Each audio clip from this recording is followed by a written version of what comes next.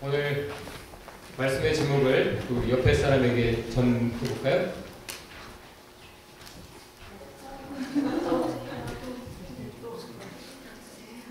자, 영어 제목은 hands free. 이렇게 두 손을 들면서 hands free. 자, 퀴즈 하나 내겠습니다. 이 세상에서 제일 무거운 게 뭐죠? 네, 눈꺼풀이라고 하죠. 여러분 지금 잘 뜨고 있는 이 눈꺼풀이 때로는 제일 무겁게 느껴지기도 하죠. 그때는 불가항력이죠. 예수님이 이제 잡히시기 직전 겟세마네 동산에서 기도하시면서 제자들에게 말씀하셨어요. 얘들아, 제발 나와 함께 깨어서 기도해다오.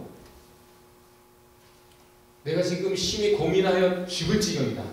내가 십자가를 앞에 두고 그 고통을 하는 나로서는, 이제 그 죽음을 앞에 둔 나로서는 죽을 맛이야. 나랑 좀 껴있어라. 했는데 갔다 오니까 제자들 굴굴 자고 있어. 야, 너희들 1시간도 나랑 같이 깨어있을 수 없단 말이냐? 제발 좀 깨어있어라. 또 가서 기도하시고 다시 오셨는데 또 자고 있어요. 제자들이 예수님의 말씀을 무시했을까요? 예수님의 말씀대로 깨어있으려고 했는데 눈꺼풀이 200kg예요. 도저히 들 수가 없어요. 불가항력이죠. 그때 예수님이 이렇게 말씀하세요. 다 같이 옆에 사람 손을 잡고 이렇게 말합시다. 네 마음에는 원이로되 육신이 약하구나. 때로는 열심히 노력하는데 안 되는 거 있죠, 여러분? 불가항력이에요. 결단하고 노력했는데도 안 되잖아요. 그런 실패를 깨닫는 때에 주님이 위로하세요. 그래, 너 잘하려고 그랬던 거 알아. 근데 연약해서 그렇지. 우리의 연약함을 주님이 아십니다. 그리고 우리의 실패를 용서하십니다. 오늘은 용서에 관한 말씀이에요. 네 마음에는 원이로되 육신이 약하도다.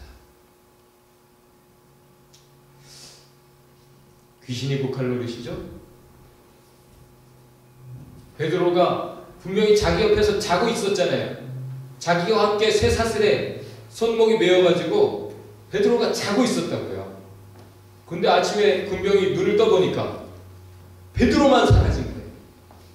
밤새 잤나요? 군병들이?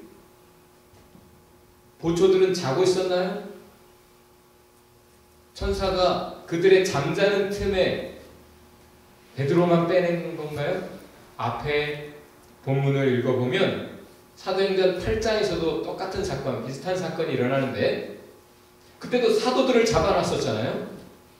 그 문 꼭 걸어 잠그고 아침에 꺼내서 야단치려고 넣어놨는데, 야 이제 그 예수 제자들 불러와 명령을 받고 문을 열어보니까 없어요. 기막힐 노릇이죠. 귀신이 고칼 노릇이에요. 누가 제일 당황했을까요? 군병들이 당황했죠. 왜냐하면 자기가 지키던 죄수가 탈출을 했을 경우 그 죄값을 본인이 치르게 돼 있어요. 죄수가 죽을 죄인이었으면 대신 죽어야 되는 거예요. 죄수가 사라졌으니 큰일 난 거죠. 너무나 당황했어요. 군병들이 제일로 황당한 겁니다. 억울한 군병들. 불가항력이었죠? 하나님 하신 일인데 어떻게 막아요?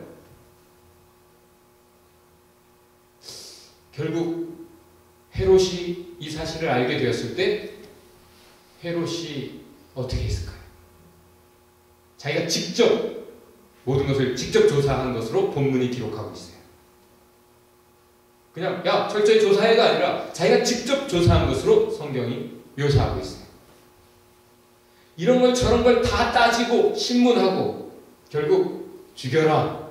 군병들을 죽여라 명령합니다. 자, 따져봤어요. 잘 따져보니 군병들 잘못 있어요 없어요? 이건 불가항력이었구나. 이건 미스터리다. 군병들 잘못이 아니다 하면 자비를 베풀 수 있어야죠. 따졌지만 일단 자기에게 손해가 났기 때문에 헤롯은 군병들을 죽입니다. 무자비하게 no mercy 죽여요. 이제 내일 아니 오늘 꺼내서 베드로를 유대인들 앞에서 죽이면 자기가 원하는 백성들의 환호를 다시 한번 들을 수 있을 것이다. 기대했었잖아요. 근데 그 기대가 무너지면서 분노합니다. 결국 억울한 군병들이 한 16명 죽은 것 같죠? 이 헤롯이 no mercy, 자비가 없어요. 자기가 직접 따지고 직접 모든 사실을 확인했음에도 불구하고 전혀 자비가 없어요. 결과가 그 다음 이야기예요. 자비가 없으면 어떻게 됩니까? 여러분에게 자비가 없으면 여러분의 앞날이 어떻게 될까요? 자비 없는 심판이 있을 것이다. 성경이 그렇게 말합니다. 너희가 정말 마음으로 중심으로 형제를 용서하지 않으면, 다른 사람 이웃을 용서하지 않으면 나도 너희를 용서하지 않을 거야. 하나님이 하시는 말씀입니다. 우리가 진정 누구를 용서하지 못하면 우리 죄를 용서받지 못해요. 우리 죄 때문에 얄짤없이 무조건 바로 지옥으로 떨어진다. 그렇게 해놓고는 또 가이사랴로 갔어요. 그리고는 거기서 두로 사람들, 시돈 사람들을 만납니다. 이 헤롯 왕은 왜 그렇게 이 사람 저 사람과 원수가 되었을까요? 헤롯 왕은 왜 자비가 없는 사람이 되었을까요? 사실은 그 헤롯이 불쌍한 사람이에요. 그의 정체성은 딱 이거예요. 뭐죠? 다 같이 읽어봅시다. 왕인데 무시를 받는. 왕이 행차한다 그러면 어디든지 오셨습니까? 찰스랄지 영국의 누구죠? 왕자? 잘생긴 애들. 윌리엄? 겨운 다음에 밴쿠버도 난리 나죠? 저쪽에 중부에 와가지고 또 하고 가는 게 뉴스에 다 보도가 되고. 왕이면 대접을 받고 환호를 받는데 이 헤롯은 무시를 받아요. 왜냐하면 자기가 왕족 출신이라 왕이 된 거 아니고 전 세계를 지배하는 로마가 야 너 왕해 로비하는 헤롯을 왕시켜준 거예요. 그러니까 유대인들이 인정하잖아요. 너는 우리 왕이 될 수 없어. 다윗의 혈통이어야 왕이야. 넌 아니야. 우린 너를 왕으로 인정하지 않아. 그러니까 자존심 상해서 늘 자기 존재를 증명하고자 하는 그런 애를 쓰는 거죠. 세상이 여러분을 알아줬으면 좋겠죠. 저 영어 좀 했는데요. 성적 이 정도 GPA를 나오고 이런 자격증 있고 저 열심히 할 수 있어요. 저 잘해요. 알아주고 채용해줬으면 좋겠죠. 안 알아주니까 어때요? 취업난의 시대에 너무 젊은이들이 서럽죠. 더울 것 치사해서 말이야. 이민이 왜 이렇게 어려워? 그죠 여러분? 이 헤롯이 바로 그 고충 속에서 자신이 적통이 아닌 성골도 아니요 진골도 아니요 왕으로서 인정받지 못하는 그런 사람으로서 왕좌에 있는 것이 얼마나 힘든 일인지 이해받지도 못해요. 무시받으면서 사랑받지 못하고 그렇게 살아가는 사람이기에 언제나 사람들에게 환심을 사고 싶어하고 결국 그것이 뜻대로 안 돼서 누가 나를 무시하면 그 사람과 원수가 돼버리고 그랬는데 어쨌든 아쉬운 쪽이 찾아온 거죠. 두로 사람들과 시돈 사람들이 왕을 찾아왔어요. 측근 블라스도라는 신하를 잘 설득해서 도와달라고. 그래서 헤롯과 다시 화해를 하고자 온 거예요. 그때 헤롯이 어떻게 하고 만나요? 완전히 드레스업하고 왕복을 딱 입고 보좌에 앉아서 근엄하게 퍼블릭 스피치 연설을 하는 거예요. 자, 파친하자고 왔어요. 그러면 나와서 그래 앞으로 해줄게. 이 한마디 하면 되는 거잖아요. 그죠? 근데 일부러 갇혀 있고 보좌에 앉아서 너희가 말이야 하면서 일장 연설을 한 거죠. 시돈 사람들, 두로 사람들 아쉬워서 화해를 청하러 왔지만 더럽고 안 입고 왔을 거예요. 그렇지만 화해해야 되니까 비굴한 이 시대 젊은이들처럼 일만 시켜주면 내가 노예라도 될 테니까 걱정하지 마세요. 제발 나에게 잡을 주세요. 잡을! 이래가면서 살아가는 사람들처럼 마음에도 없는 말을 하는 거예요. 이건 사람의 목소리가 아니야. 신의 목소리야. 당시 신처럼 대접받는 존재 하나밖에 없어요. 누구? 시저. 가이사라고도 하는 아우구스토 황제. 당시 전 세상을 지배한다. 최고의 실권자 통치자로 대접받는 시저 황제나 들을 만한 그런 아첨, 헌사를 받았을 때 너무 뿌듯한 거예요. 그리고는 진짜 그럴 것이지 하고 목에 힘주고 자기가 받아본 칭찬 중에 아첨 중에 제일 좋은 말을 들었을 거예요. 그때 하나님께 영광을 돌리지 않았을 때예요. 하나님께 영광을 돌리지 않았을 때 어떻게 됐어요? 천사가 당장 쳐서 죽어버리는 거예요. 긍휼 없는 심판. 여러분도 여러분에게 주어지는 영광 하나님께 돌리지 않는 거 있어요, 없어요? 있잖아요. 내가 하나님인 양, 내가 왕인 양, 내 마음대로 한 거 얼마나 많아. 하나님 무시하고 내 뜻대로 한 거 많이 있죠. 그리고 우리가 칭찬받을 때 괜히 뿌듯해가지고 하나님께 영광 돌리지 않고 하나님 주신 은혜인데 그걸 하나님께 감사하지 않고 겸손하지 않고 내가 잘나서 그런 것처럼 뿌듯했던 적이 있어요, 없어요? 그런데도 여태 잘 살아있는데 왜 그럴까? 헤롯은 자비가 전혀 없었기 때문에. 여러분은 그래도 살면서 좀 자비를 베풀었나 보지? 당장 심판하지 않으시고 기회를 더 주시는 이유, 그것 때문이었지. 성경대로라면 헤롯은 그런 자비가 전혀 없다 보니까 긍휼 없는 심판, 잘못했을 때 이제 더 이상 내가 참고 참았는데 하나님이 오래 참고 기다리셨지만 여전히 회개할 줄 모르고 여전히 하나님도 없고 여전히 생명을 너무 하찮게 여겨서 마음대로 자기가 성질나면 누구든 쉽게 죽이는, 자기에게 이익 되겠다 싶으면 사도 야고보도 죽이고 베드로도 죽이고 교회를 다 죽이고 군병들도 죽이고 자기 뜻대로 뭐가 되지 않는다 그러면 성질 부리는 이 가해자 헤롯을 하나님 심판하신 거죠. 갑작스럽게 심판하신 거예요. 여러분도 그러죠? 가끔 자기 뜻대로 안 되면 성질 나죠? 그러다가 좀 자기 뜻대로 되면 좀 우쭐하죠? 내가 잘했어. 열심히 공부해서 나온 결과야. 이러면서. 우리가 그래요. 사실 이 헤롯은 하나님 은혜 밖에 있는 사람들, 그 많은 사람들 중에 하나일 뿐이에요. 평범한 사람이에요. 하나님 뜻 밖에 살아가는 그 많은 평범한 사람들 중에 한 사람일 뿐이에요. 헤롯이 특별히 나쁜 사람이 아니라고요. 그렇게 결국 헤롯은 남 죽이고 자기가 죽어버렸어요. 심판받았어. 갑작스럽게.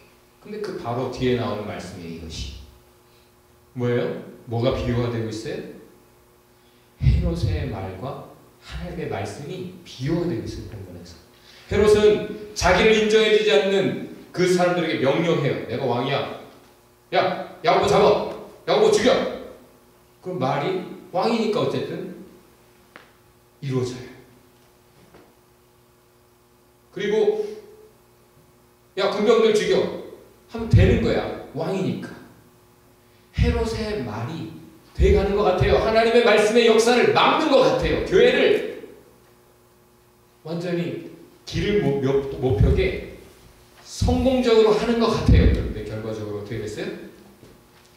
헤롯의 뜻은 돼가는 듯 하다가 안 돼버리고, 헤롯의 말은 힘이 있게 뭔가 이루는 것 같다가 nothing이 돼버려요. 근데 헤롯이 죽은 뒤에 한 구절이 하나님의 말씀은 continued to increase and spread. 하나님의 말씀은 흥왕하여 더 힘있게 하나님의 역사를 이루어가더라. 이거예요. 여러분의 뜻 이루어집니까? 여러분이 꿈을 꾸고 그것을 기록을 해서 여러분이 자꾸 말하고 그러면 여러분의 꿈이 이루어진대요. 그렇습니까? 하나님 허락하실 때만 이루어져요. 여러분의 뜻대로 하나도 되지 않고 오직 하나님의 뜻대로 되죠. 하나님의 뜻대로는 안 되는 것 같다가도 반드시 하나님의 뜻대로 돼요. 성경 말씀대로 역사가 다 진행되어 왔고, 다 그 말씀대로 사는 사람은 그 말씀대로 약속대로 은혜를 누리고, 하나님의 약속 말씀을 무시하고 살아가는 사람들은 그 경고대로 무서운 심판을 면할 수가 없죠. 결국 자기의 말, 하나님의 말씀을 무시하고 자기의 말을 힘줘 살던 사람 헤롯은 아주 비참하게 죽었어요. 역사가 요세푸스의 기록에서 확인되는 바, 그 당장에 연설하다가 사람들 좀 칭찬받고 자기가 원하는 것 조금 얻고는, 그리고는 가장 비참한 죽음 중에 하나, 벌레 먹어 죽었다. 도대체 이게 무슨 뜻인지 모르겠어요. 여러 가지 해석이 가능해요. 어떻게 벌레 먹었는가? 속에 뭐 장 쪽으로 나중에 해부에서 확인한 건지 나연이는 의학적으로 조금 상상이 갈 거예요. 결국 이런 사람은 하나님의 말씀을 무시하고 살아갈 수 있는 사람이란 철저히 이기적이고, 그래서 자기의 꿈, 자기의 뜻이 제일 우선이라 어떤 사람들과는 아주 좋지만 또 나머지 사람들과는 적이 될 수밖에 없어요. 왜? 자기가 중요한데 자기를 안 도와주는 사람과는 원수가 되는 거죠. 그런데 바로 뒤에 사도들의 얘기가 다시 등장하는 거예요. 여전히 피해자로 무력하게 그냥 헤롯에 당하는 것 같던 이 사도들이 맨 마지막에 조용히 빼꼼히 다시 등장하고 있어요. 성경은 다시 그들을 부각시키고 있어요. 그들은 철저히 이기적이에요. 아니지, 이타적이에요. 헤롯은 철저히 이기적인데 이들은 철저히 이타적이에요. 그것이 마지막 절에 표현되고 있어요. 그들은 디아코니아, 섬김의 삶에 충실하게 그 임무를 완성하고 또 마가를 데리고 길을 떠나더라. 이들에게는 제일 중요한 게 섬기는 거야. 하나님을 섬기며 이웃을 섬기며. 왕의 자리는, 대통령의 자리는, 지도자의 자리는 섬김의 자리죠. 자기 자신의 뜻을 관철시키는 자리가 아니고, 자신을 위해 살아가는 자리가 아니고, 자기의 것을 챙기는 자리가 아니라 섬기는 자리.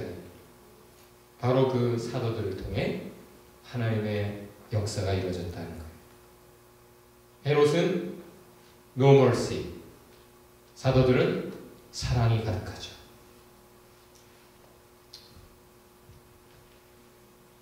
사도들은 자기 뜻대로 되고 말고를 떠나서 겸손하고 온유하고 사랑합니다. 이 앞장의 기록들도 보면 이게 도대체 왜 이렇게 핍박이 있는가? 왜 하나님이 이런 환상을 보이시고 왜 우리의 뜻과 다르게 하나님이 이런 걸 말씀하시는가? 이해가 안 되는 그런 것들이 있을 때도 이해하려고 노력합니다. 하나님의 리드를 따라가는 거죠. Trust and love. 신뢰와 사랑으로 하나님만 따라가는 거예요. 하나님을 섬기는 사람으로서 따라가는 거예요. 왜 그럴 수 있었을까요? 이해할 수 없죠? 여러분 이해 안 되는 거 많이 있죠? 여러분 삶의 경험 속에서? 그런데도 주님을 찬송합니까? 감사합니까? 그게 미스터리라. 어떤 사람은 되죠, 그게. 어떤 사람은 도저히 그게 안 돼요. 왜 사도들은 그걸 할 수 있었을까? 사도들은 헤롯과 달리 용서받은 사람들, 이해받은 사람들이었어요. 자신이 얼마나 연약한지 하나님이 다 이해하셨고 그들을 용서하셨고 그들을 위로하셨고 그들에게 진리를 깨우치셨고 그래서 진리를 사랑을 이해한 사람들이라. 그래서 피해자의 입장에서도 헤롯을 미워하잖아요. 헤롯에게 썩내잖아요. 헤롯을 정죄하잖아요. 헤롯을 암살하려고도 하잖아요. 이해하고 인간이 어떤 존재인가 알기 때문에 용서하고 그를 위해 기도했는지도 몰라요. 오늘 본문은 귀신이 고칼 노릇에 대해서 얘기하고 있습니다. 첫 번째 귀신이 고칼 노릇 뭡니까? 베드로가 사라졌어요. 불가항력이에요. 그렇죠? 미스터리가 얼마나 많아요. 인간 한계를 넘어서는. 두 번째 귀신이 고칼 노릇이 뭐예요? 불시에 임하는 하나님의 심판이에요. 갑작스럽게 임하는 심판. 이거는 정말 불가항력이에요. 그렇죠? 귀신 고칼 노릇이 도대체 이해가 안 됐대요. 세 번째 귀신이 고칼 노릇이 뭐예요? 아무리 막으려고 해도 하나님의 말씀을 막을 수가 없어요. 하나님의 사랑의 역사를 막을 수가 없어요. 헤롯도 못 막아. 시저도 못 막아. 아무것도 못 막아. 불가항력이에요. 귀신이 울 수밖에 없어요. 곡할 수밖에 없어요. 아무리 잡아두려고 해도 베드로를 꺼내는 하나님의 역사. 그 신비, 미스터리들을 어떻게 말할 거예요? 여러분 하나님 심판 막을 수 있어요? 불가항력. 귀신이 곡하는 것이. 하나님이 귀신들도 심판할 것이기 때문에 귀신들이 그걸 알기 때문에 떤다고 그랬어요. 지금도 떨고 있어요. 자, 다 같이 봅시다. 너 떨고 있니? 귀신이 떨고 있어요. 여러분 오늘 본문에 보면 헤롯이 주인공 같아. 12장 전체에 있어서 시작부터 끝까지 헤롯의 이야기가 제일 많아요. 그럼 헤롯이 주인공입니까? 사실은 아주 bad sample, 본보기로 아주 평범한 인간상 하나를 보여요. 우리의 모습일 수 있어요. 사실은 헤롯과 군병들이 비교가 되고 있어요. 헤롯의 말과 하나님의 말씀이 비교가 되고 있고 헤롯과 사도들이 대조되고 있는 거예요. 사실 군병들을 신문하고 죽였어요. 헤롯이. 따지고 보면 군병들 죄 있어요? 없어요? 없어요. 누가 죄인입니까? 감히 하나님의 교회를 핍박하는 헤롯 죄인이죠? 무고한 야고보 사랑의 사도를 죽인 죄인이 누구예요? 헤롯이에요. 지 눈에 들보는 못 보고 남의 눈에 티를 보고 있죠. 자꾸 따지는 사람 꼭 더 큰 죄가 있어요. 헤롯의 말은 힘이 없어요? 여러분의 말 힘이 있어요? 힘이 있기 원하죠? 네. 그게 죄예요. 우리의 말이 힘있기 원하는 것이 죄. 우리의 뜻이 관철되기 원하는 게 죄야. 헤롯이 왜 그렇게 살아가는가? 하나님의 말씀을 무시하고 내 뜻이 더 중요하기 때문이죠. 사실은 본문은 전부 헤롯의 얘기를 하는 것 같지만 다시금 사도들로 좋은 본보기 모델로 제시하면서 진정 크리스천이 어떤 모습이어야 하는가를 얘기하고 있습니다. 여러분 톨스토이와 도스토옙스키를 알죠? 톨스토이는 비교적 바른 생활을 한 사람으로 평가되죠. 도스토옙스키에 비하하면 나름 떳떳한 삶을 살았어요. 그래서 그의 작품 속에는 율법적인 것이 좀 강한 색채를 나타내죠. 근데 도스토옙스키는 비교적 꽤나 방탕한 삶을 살았고 그의 인생 경험 중에도 사형 선고를 받아 사형 집행하고 사형 집행이 막 이루어져서 이제 총을 맞기 직전인데 그때 갑작스럽게 전령이 와서 그의 생명이 산 거예요. 황제가 특별히 그를 사면한 거죠. 죽기 직전에 살아나고 보니까 내가 이렇게 죽어마땅한 죄인이지. 얼마나 생각했을까요? 죽기 직전에 그 일 속에. 그랬다가 그 직전에 살고 보니까 이게 은혜고 사랑이구나. 내가 죽어마땅한 죄인인데 나를 아직 살게 하는 것, 이것이 하나님의 놀라운 사랑이요 은혜요. 그래서 도스토옙스키의 작품에는 은혜가 지배적이에요. 여러분의 생각과 말과 행동 모든 것 속에 떳떳하여 남을 정죄하고 따져보자, 우리 법대로 하자, 이렇게 하는 정신이 지배적입니까? 아니면 은혜, 용서, 이해, 사랑이 지배적입니까? 우리가 지금까지 살아있는 이유, 우리가 떳떳해서가 아니에요. 모두가 죄인, 벌써 지옥에 떨어졌어야 되는 죄인인데 하나님이 우리를 불쌍히 여기시고 우리를 이해하시고 용서하시고 사랑하시고 은혜로 생명을 연장시켜 주셨죠. 현장에서 잡혀온 죄인 그 여자를 놓고 율법대로 죽이자 하던 때에 예수님이 너희가 돌 들고 있는 그 돌, 그래, 죄 없는 자부터 던져라. 그때 누구부터 돌을 놓고 가죠? 노인부터 돌을 내려놓고 돌아가죠. 죽이려고 지금 살 의가 가득했던 사람들 중에 나이 든 사람들, 무슨 뜻입니까? 철부지일수록 화를 더 내게 돼 있어요. 벼는 익을수록 고개를 숙인다고. 결국 철부지한 사람들이 세상에 분노하죠. 살아보면 때로는 불가항력 있어요. 그렇죠? 정치인들도 불가항력 있어요. 그렇죠? 정치인들 뭐라고만 할 수는 없어요. 그렇죠?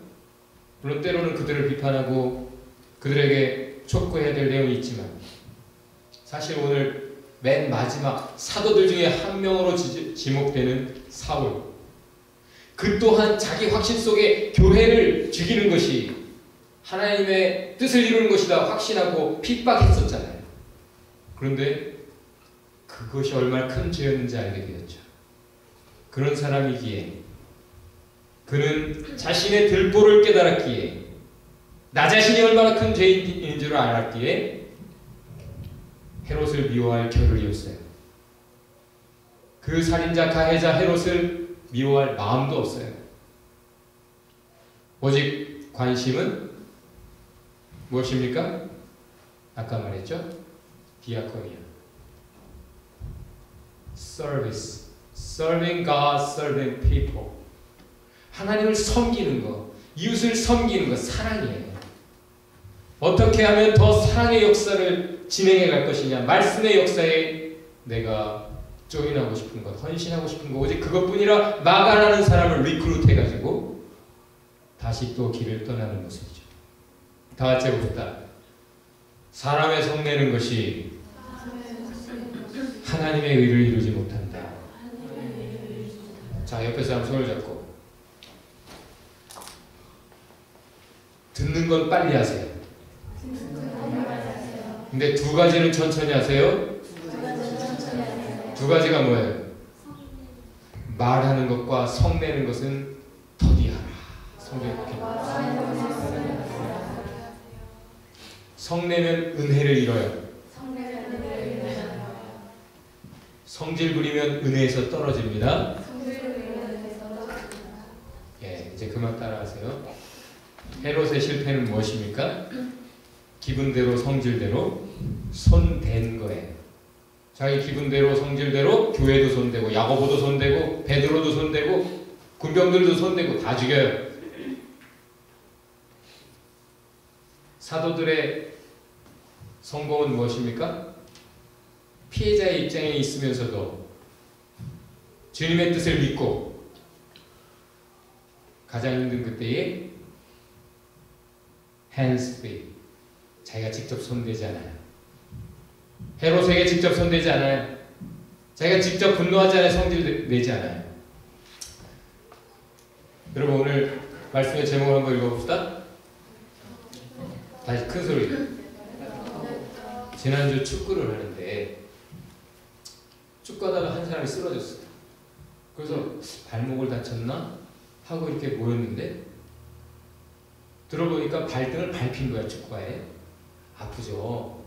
그래서 발등을 밟혔구나. 그럼 내가 좀 만져주면 괜찮겠구나 싶어서 그래서 이렇게 만졌어요. 근데 어린 친구가 넘어졌고 그 옆에 서 있던 또 다른 어린 친구가 냅둬. 저한테.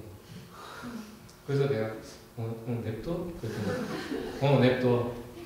그런 거예요. 그래서 약간은 기분이 상했지만 제가 왜 그러지? 나한테? 이해도 안 됐지만 그렇게 막 알았어 하는 식으로 내가 그냥 조용히 물러났어. 화도 안 나고 성질도 안 나서 잘했죠.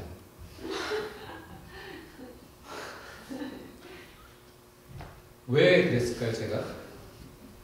제가 축구장에서 제가 워낙 축구를 좋아하다 보니까 축구를 잘하려고 하는 좀 게임이 잘 돼야 된다.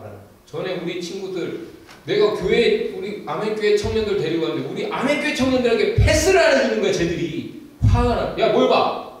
그래서 내가 성질 막 들였었거든. 그때 깨달았어. 은혜가 다 떨어지는 거야. 너희들 왜 패스를 안 해? 거야. 여러분이 원하는 것이 있어도 성질 부리면 끝이에요. 오히려 더 망가지게 돼 있어요. 은혜에서 떨어지는 거 알아서 조용히 물러나왔어요. 이해가 안 됐지만 기분 사실 약간 묘했어요. 그쪽에 상대 팀이긴 하지만 상대 팀에서도 나랑 계속 축구하던 사람, 나이 많은 사람들도 고개를 숙이니까 내 주름을 봤기 때문에. 그런데 나중에 생각해보니까 내가 비닐을 쓰고 있었어요. 이 건강관리의 체온 유지가 참 중요하더라. 체온 관리가 참 중요하더라. 내가 그런 것을 읽고 깨달아서 꼭 축구를 할 때 비닐을 쓰거든. 너무 젊어 보였던 거지 내가. 주름이 다 가려지니까 여러분 상상 안 돼요? 내 다음에 한번 쓰고 설교를 할까?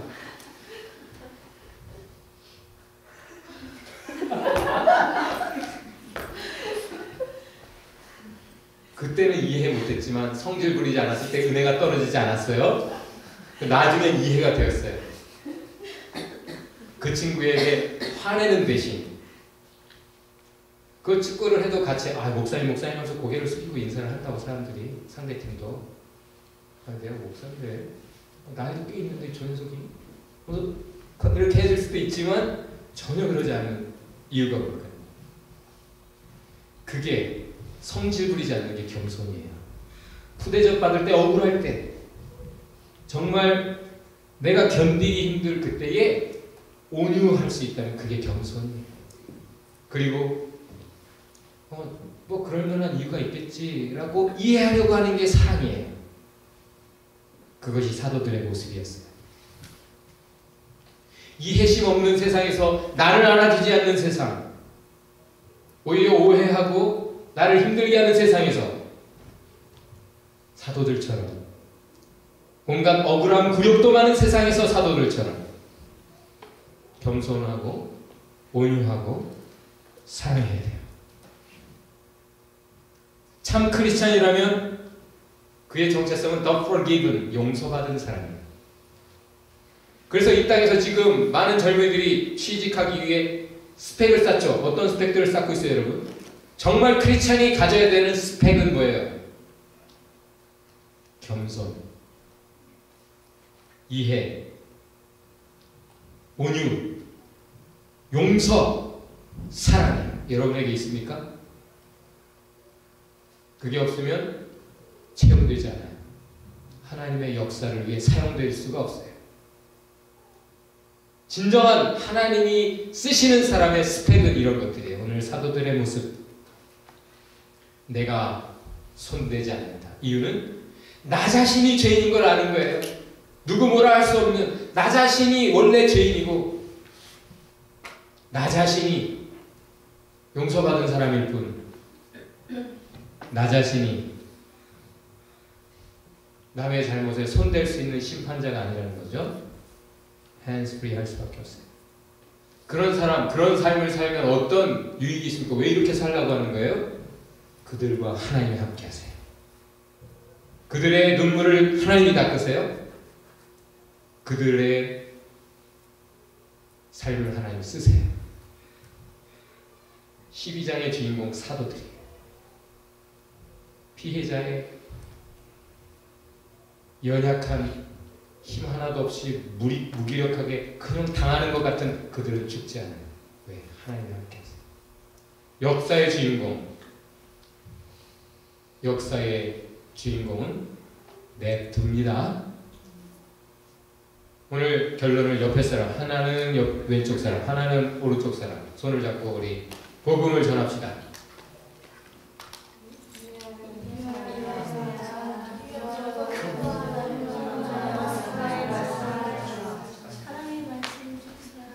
사도들은 오직 주의 말씀을 쫓아갑니다.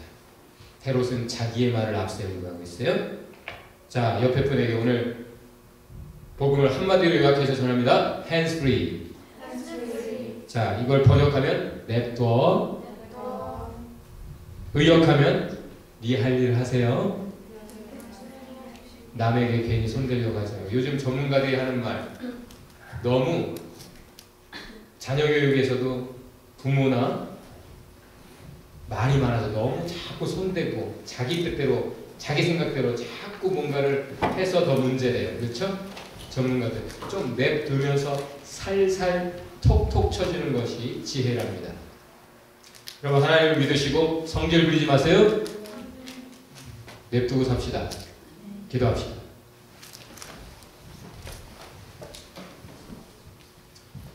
하나님, 우리가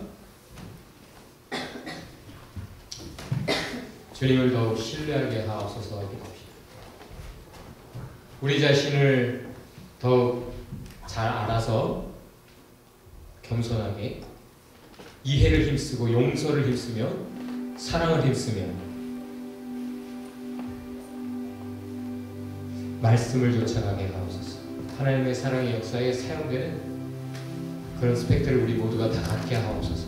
우리 그렇게 한번 기도합시다.